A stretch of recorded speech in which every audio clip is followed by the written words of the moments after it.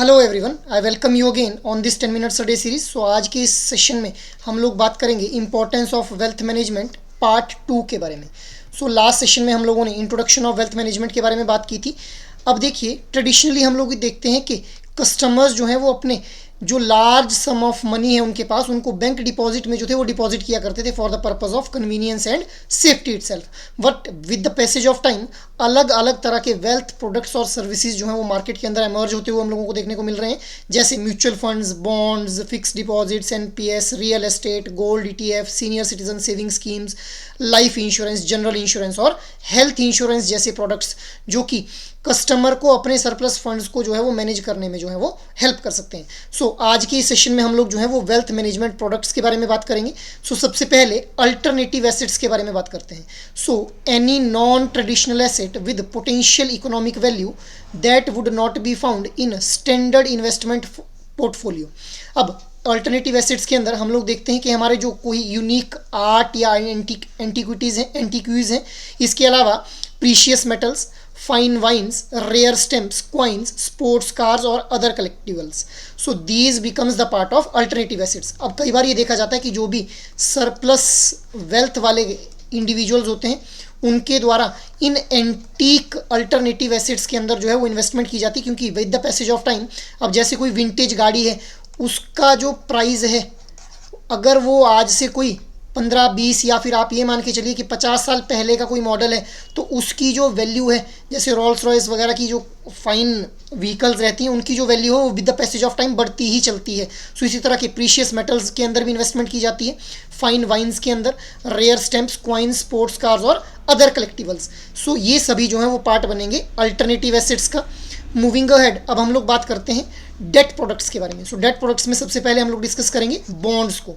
Bonds होते क्या हैं? Bonds are the fixed income instruments issued can be, government जो है वो इनको इशू कर सकती है, कोऑपरेशन के द्वारा इशू किया जा सकता है और म्यूनिसिपैलिटीज़ के द्वारा जो है वो बॉन्ड्स को इशू किया जा सकता है। अब इनके ऊपर अगर हम लोग रिटर्न की बात करें, issuer promises to pay a specific interest for the life of the bond and the principal amount और the face value at the maturity to the investor. अब जो भी इंडिविजुअल इन्वेस्टर जो है इन बॉन्ड्स के अंदर इन्वेस्ट करता है, उसको हर एक बॉन्ड की जो है वो एक पर्टिकुलर लाइफ रहती है, उस लाइफ के ख़त्म होने पे एक पर्टिकुलर रेट ऑफ इंटरेस्ट जो है उसके साथ जो है वो ये पैसा जो है वो इस इन्वेस्टर को जो है वो वापस मिल जाता है। मतलब फेस वैल्यू जो भी रहेगी इस बॉन्ड की एट द मैच्योरिटी टाइम, वो जो है वो एक जो इन्वेस्टर है उसको रिटर्न के रूप में दे दी जाती है। अब हम लोग बॉन्ड मार्केट की अगर बात करें, it is not as volatile as the equity market and suitable for investor with lower risk. ऐसे इन्वेस्टर्स जो ज़्यादा रिस्क नहीं लेना चाहते हैं वो इन बॉन्ड के अंदर जो है वो इन्वेस्ट कर सकते हैं, because bonds are not that much volatile. ये इतना फ्रीक्वेंटली जो है वो मार्केट की डिमांड के हिसाब से चेंज नहीं होते हैं, ये जो बॉन्ड मार्केट रहती है। जो भी इंडिविजुअल्स लोअर रिस्क लेने के लिए जो है वो कैपेबल हैं, वो इन बॉन्ड्स के अंदर इन्वेस्ट कर सकते हैं। अब टाइप्स ऑफ बॉन्ड्स की अगर हम बात करें, सबसे पहले देखते हैं convertible bonds which are being issued by the corporates itself. A convertible bond gives the purchaser the right to convert the bond into shares of the issuing company. The quantity and the value of the share are usually predetermined. अलग अलग तरह के होते हैं, regular, mandatory और reverse भी convertible bonds हम जो है वो देखने को मिलता है हम लोगों को।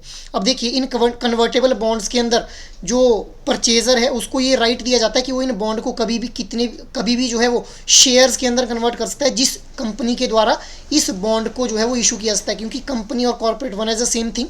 अब next is government bonds. These are issued by central as well as state government. These are issued for a long term, generally 5 to 40 years, raised for the infrastructure investment. अब गवर्नमेंट के द्वारा जब इन्वेस्टमेंट वगैरह government को चाहिए, government ने कोई infrastructure तैयार करना है, उसके लिए इन्वेस्टमेंट चाहिए, तो गवर्नमेंट जो है वो बॉन्ड्स रिलीज़ करती है। जनरली लॉन्ग टर्म के लिए ये बॉन्ड्स रिलीज़ किए जाते हैं और जहाँ से फिर फंड को जो है वो फैच किया जाता है by the government with the help of these government bonds. These are considered extremely safe, gilt edged, because these are having the stable returns, क्योंकि गवर्नमेंट के डिफॉल्ट करने के चांसेस बहुत कम रहते हैं। These are considered extremely safe bonds. अगर हम टाइप ऑफ बॉन्ड्स की कैटेगरी में बात करें, टिपिकली इनके अंदर हम लोगों को 7 से 10% की जो रिटर्न है वो देखने को मिलती है। मूविंग अहेड, अब हम लोग बात कर लेते हैं फिक्स्ड रेट बॉन्ड्स के बारे में। सो फिक्स्ड रेट बॉन्ड्स उन बॉन्ड्स को बोला जाएगा जहां पे एक लॉक इन पीरियड जो है वो स्पेसिफाई किया जाएगा, which is usually 1 to 5 years. अब इन केस में ये जो फिक्स्ड रेट बॉन्ड्स हैं वहां पे जो इंटरेस्ट है that is fixed for the entire tenure regardless of the fluctuating market rate. मतलब जो इन फिक्स्ड रेट बॉन्ड्स होंगे इनके ऊपर जो इंटरेस्ट रेट दिया जाएगा एक इंडिविजुअल इन्वेस्टर को that will be fixed.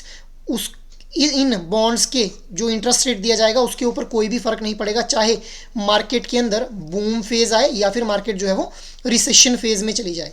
Lucrative for investor when rates are expected to fall.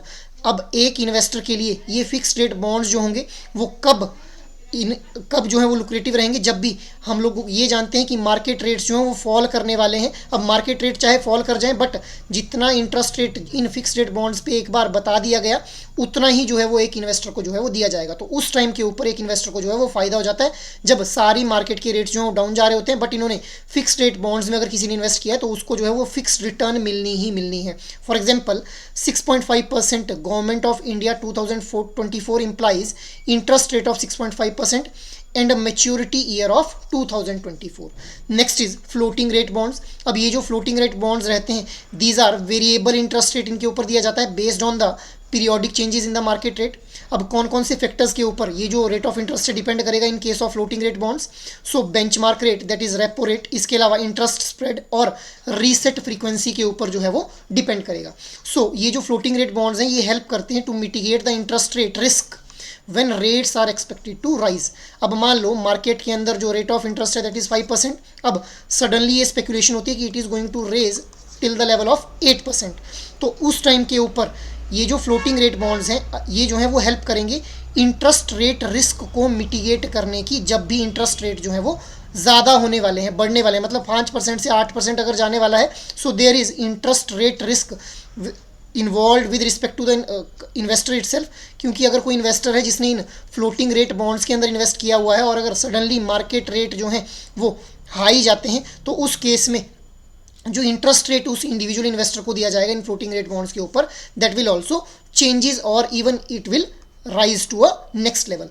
Because जब भी मार्केट रेट हाई जाएंगे तो अल्टीमेटली अगर वहाँ पे फ्लोटिंग रेट बॉन्ड्स के अंदर ये कंडीशन मेंशन्ड है कि भाई जैसे ही मार्केट रेट बढ़ते हैं तो आपको जो रेट ऑफ इंटरेस्ट है वो भी बढ़ जाएगा, सो उस केस में जो है वो ये फ्लोटिंग रेट बॉन्ड्स के ऊपर जो है वो इंटरेस्ट रेट को मिटिगेट किया जा सकता है whenever the rates are expected to rise itself. Moving ahead, अब हम लोग बात कर लेते हैं सोवरेन गोल्ड बॉन्ड्स के बारे में। So sovereign gold bonds allows individual and entities to invest in gold in digitized format. Nominal value is based on simple average of closing price of the gold that has a purity of 99% 3 days prior to the issuance of bond। अब जब भी sovereign gold bond को issue किया जाएगा उससे 3 दिन पहले gold के 99% कैरेट गोल्ड की क्लोजिंग प्राइस क्या रहेगा उसका सिंपली एवरेज लिया जाएगा 3 दिनों का, उसी के बेस पे जो है सोवरेन गोल्ड बॉन्ड का प्राइस जो है वो डिसाइड किया जाएगा। अब अगर टेन्योर की बात की जाए so tenure is 8 years, however liquidity is possible after the 5 years itself.